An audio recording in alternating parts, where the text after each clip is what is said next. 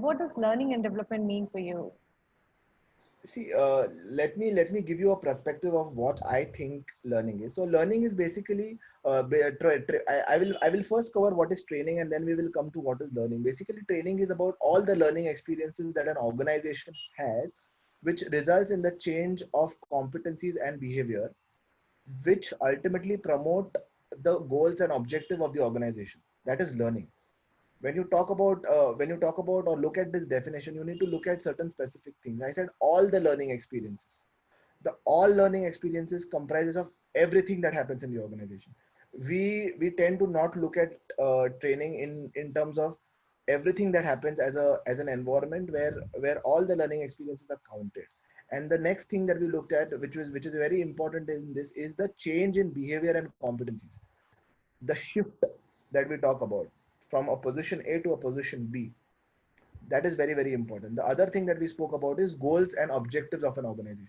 So if we can look at this as an example, everything lies in this. Every answer, that every question, believe me, you will ask me in the few in any conference anywhere, I will give you this basic definition, because this basic definition covers everything about training and learning. Because it's very simple. It is said that success is simple but not easy, right? But this is very, very simple. So you need to understand the simplicity of this. The simplicity of this is all learning experiences, change in behavior, competencies, and the goals and objectives of the organization. If you can if anybody who is actually wanting or aspiring to get into learning knows these three things, he's sorted and he can become a learning and development professional. Though it's not that easy, but it's simple. And this is the simplicity that I talk about. So when you are talking about all learning experiences, then what is learning? Learning is basically new knowledge, new behavior, new skills that we speak about.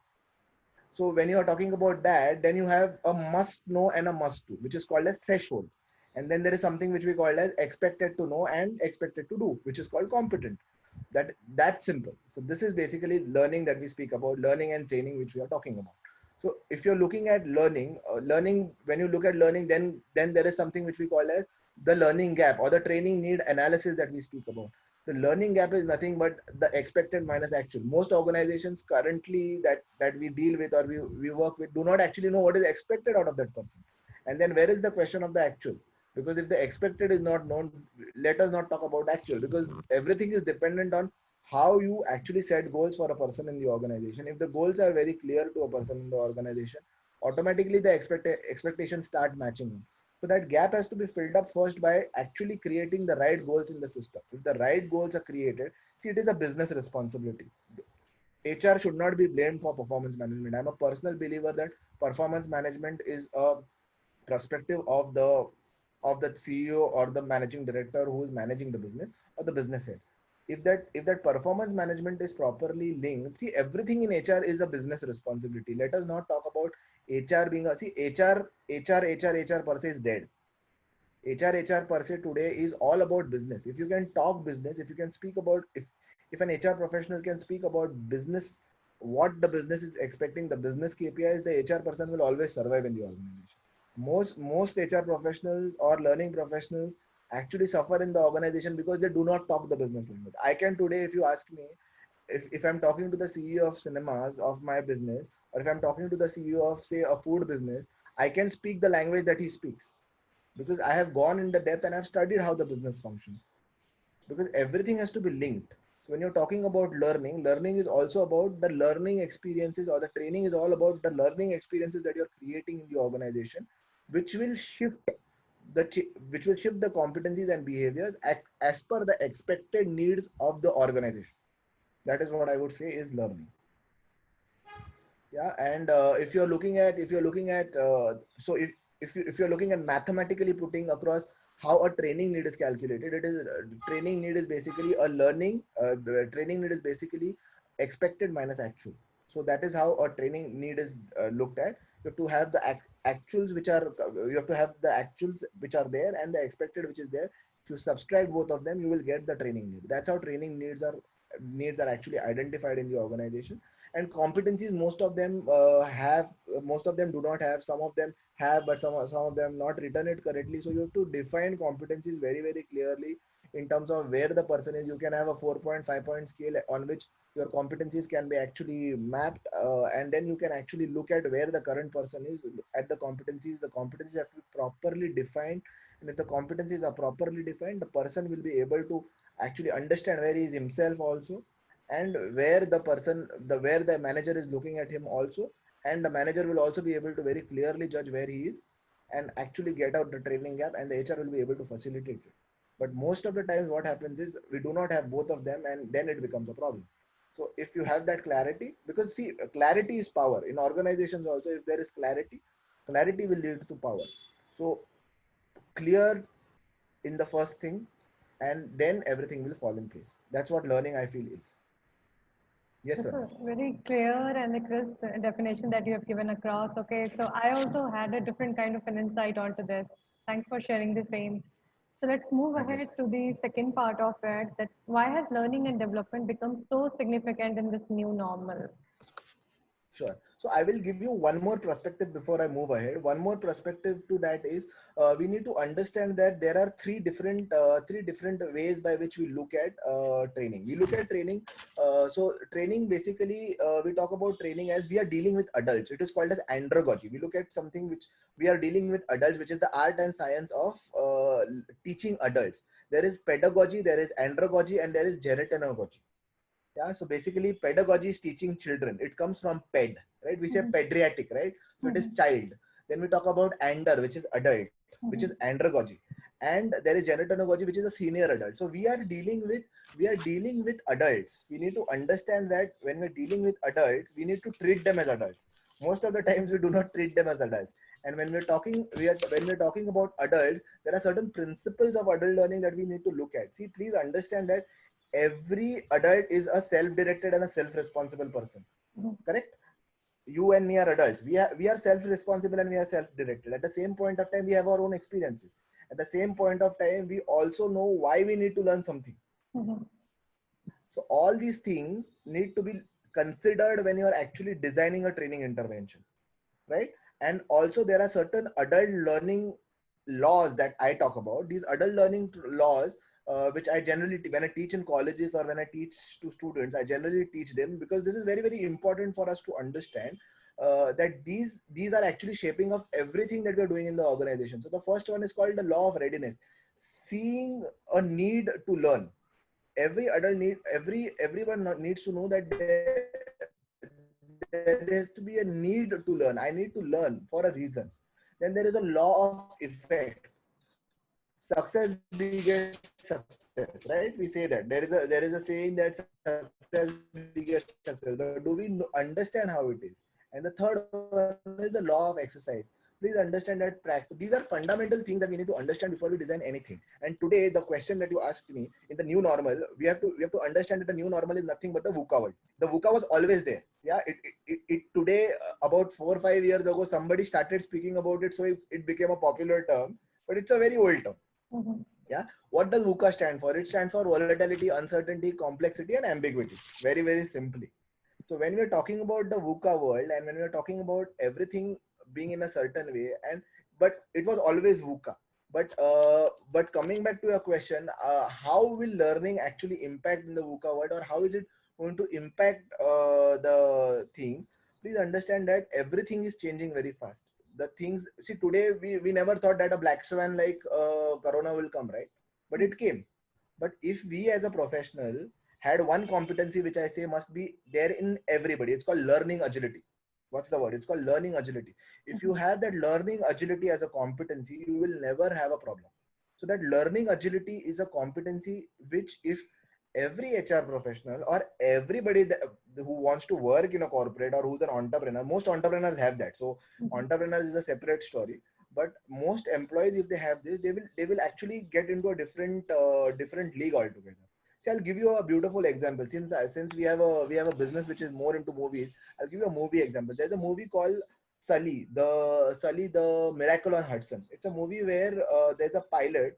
They fly this flight from I think Seattle, and this is a real story. Yeah? And this guy flies the flight, and there is a bird hit, and both the engines fail. Yeah, and they have 208 seconds to mhm, actually either crash or land.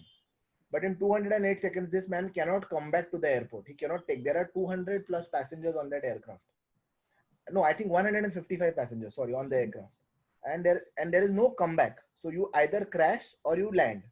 So now this man actually lands this on the River Hudson safely, and 155 passengers were safe. This is a real story. It has happened. Mhm. Now, how did it happen? You need to look at that. This is also a VUCA, right? He did not know all this is going to happen. So please understand that this man, for 30 seconds, thinks to himself what has to be done.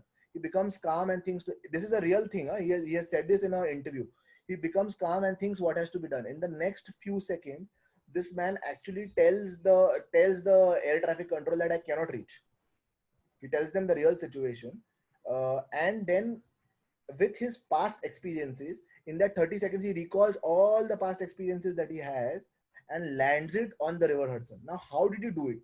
This guy was in the past in the army, sorry, in the Air Force. From the Air Force, he was from there he was actually also a glider pilot. He was driving gliders. He was also a crash instructor. From the crash instructor experience, he takes an experience that no flight which has got a bird hit or which has failed engines has ever returned back to the airport. The second thing that he takes is he actually, when he lands, if you see the real video of that flight landing, there are videos on YouTube, you can go and check. He lands it like a glider. He flies it like a glider, like this, so that the airspace gets down and the plane doesn't go and crash in the water. And he lands it like a glider on the water, so the impact is lesser. Yeah, and similarly, from all these experiences, he gets those all experiences together in those 30 seconds and landed safely and saves 155 passengers. He was asked in an interview, you crashed the aircraft. He said, no, I did not crash the aircraft. I made an emergency landing on the water to save all the passengers. So this shows that he had the clarity of thought. He had the confidence. And at all point of time, he also had something which is clarity of what he was doing. So this all comes from learning, and this is how, when you are learning agile in an organization or anywhere in your life, if you have that learning agility, you will definitely succeed in the VUCA world. So in the VUCA world, learning agility or learning is going to play a very, very crucial role. Believe me, even in today's corona crisis, barring few, most of the people will tell you that learning agility or learning is one of the most crucial things that anybody can do. I know of an organ. I don't want to name it, but it is one of the biggest conglomerates in India. Are today engaging their workforce in this corona time using learning and development as a tool. They are actually doing intervention. So there, I was talking to their OD head the other day. She was telling me, Amaya, in fact, this has been the most deadliest time for me, where I've been engaged for 18 hours in a day. I have slept for 4 hours and 5 hours because they work on a US shift. So they are like, I do not get time. I get calls all the time. I have to answer to people all the time. And this is the reality, because today the real crux is learning. If you are a learning organization, if you look at Peter Senge's model of the learning organization, and you get it together and you see how it is built, you will come to know that it is all about learning. It is all about being a learning organization. And if you're a learning organization, not suffered are all learning organizations, or organizations which have got that learning agility overall. Because see, if most of these organizations who are suffering did not have a BCP in place, which is a business continuity plan. Why the BCPs were not in place? Because you never learned from what has happened in the past. If you would have learned from, see, I know of players which are suffering even in today's time. Their businesses are completely shut, but even then they are paying 30%, 40%, 50% salaries to their employees without zero revenue. That is all because of the past learning agility that they have demonstrated, or the learning agility that they have, and the learning experiences that they have taken. So it is all about how you have that mindset, and how do you be in the situation. Yeah, so that's about that. I think learning is going to be one of the most crucial things in this VUCA world, or in this uncertain times, or in this times where things are tough. But believe me, this is going to land up the world into a much better place. We are going to be much better, and we are going to have much better times coming ahead. That's Yeah. true. And with this, let's move ahead to the last part of the discussion, that how exactly learning and development can help the organization in achieving their goals. Sure. So learning, see, I think there are three barriers. Yeah, the three barriers to any organization is the knowledge gap, skill gap, and the most important and the most crucial thing which I say is the belief gap, or which I call the head kachra or the head thrash. So this head thrash is there in most organizations, or in most people who come up to a certain level or at any level. So the knowledge gap and skill gap can be easily filled with the actual and the expected, but your belief gap or your head thrash can only and only be cured or rather be resolved with with coaching or coaching interventions or coaching or having a coach on place. So there are ways by which you can actually fill up this gap. See, when you're talking about an organization achieving results, what do you talk about? You talk about whatever that you've planned in the beginning of the year, or whatever is the actual that is expected from the organization has to be achieved. Now, how do you achieve that? You achieve that by knowledge, skill, and action, right? Your action will be determined by your knowledge and skills. If your knowledge and skill gap is filled, and if your belief, see, one of my teachers is Tony Robbins, right? Tony Robbins is one of the top motivational speakers globally. I've attended many of his programs. So one thing that he says is it is 80% psychology and 20% mechanics. Your knowledge and skills is 20%, but the psychology is 80%. The psychology is what I'm talking about, the belief that I'm talking about. If you can fill that, and if you can actually get it together, and that is where your organization will achieve all the objectives. See, learning and development, let me give you an example. If there is a skill gap, you can actually train the skill to the person. There is a knowledge gap, you let that person go through a knowledge training or whatever that you call it, and that person gets trained on it, and the knowledge can be gained. But how do you gain the belief gap? How do you fill the belief gap which is there? You need to give him that experience. He has to go through it. He has to realize. See, how does change happen? I don't want to get into too complex models. I'll give you a very simple model. It's called the change happens in three steps. It's called awareness, understanding, and reconditioning. Yeah, you need to first make a person aware as to what has to be done, or what is the current situation and where he has to be. If he's aware, then you need to be understanding how it has to be filled, and you recondition it. It's very simple. I don't want to get into much depth with it because that's a separate topic of change. I'm not discussing that. Probably if you invite me tomorrow to speak on change, I will speak about it. But that's how changes happen. But when you are actually filling up the gap or the competency gap in an organization, the results which are supposed to be achieved will come out only when the knowledge, skill, and the belief is together and running it properly on the track where it has to run. And that's how the skill gap, knowledge gap, and the belief gap, when bridged, will get the organizational results that you get. And it can only be done by learning and development professionals facilitating it. I'm using the word specifically facilitating because, again, let me come to the fundamentals where I actually explained about andragogy, which talks about every adult is self responsible and knows what he's doing. So let us also understand that, let us not treat people like a pet or a child, because people are adults. Everybody is an adult, and that adult understands what he has to do. If it doesn't, then you and me both know the stick and the carrot approach both are there. So you need to decide what has to be taken. That's where the performance management comes in place. Okay, right. Yeah. Well, if you talk about the stick and the carrot management, that used to work a lot earlier, but now I think due to the lot of awareness people have it for themselves and their career path and their role interventions and all, this has not been much into the practice by the organizations or the respective managers until unless they are the very traditional and the conventional ones. See, what has happened is, understand one thing. As we are talking about, the generation has also shifted the needs. The needs of an individual has also shifted. When we were talking about a need where you are and my parents were working in an organization, my mother, for that matter, let me give you an example, completed 36 years in State Bank of India. 36 years. Can you believe me? I will never, I don't even know whether I will work for 36 years in my entire career. That's how we are thinking today. That's the difference. The need has shifted. For them, safety and security was always a need. For me and you, probably the need was something else. And probably for the new generation which is coming, the need is currently about quality of life. Do you give them the quality of life that they are looking at? If you can give them that, they will stay with you. Otherwise, they're not going to stay with you. As you rightly said, the stick and the carrot approach doesn't work. But some fundamentals don't change, and those fundamentals remain where they are. So you have to, you see, you as an organization have to understand the dynamics of the world. The dynamics of the world is changing. If the organization doesn't change, will the organization grow? That is the question. The organization won't grow. The organization will only grow when it changes with the environment. The environment changes and I remain the same, it doesn't work. No, you walk in the sun and it's 40 degrees, you're definitely going to become tan. So that's how you need to put the sunscreen, you need to put the right clothes and then walk. Yeah.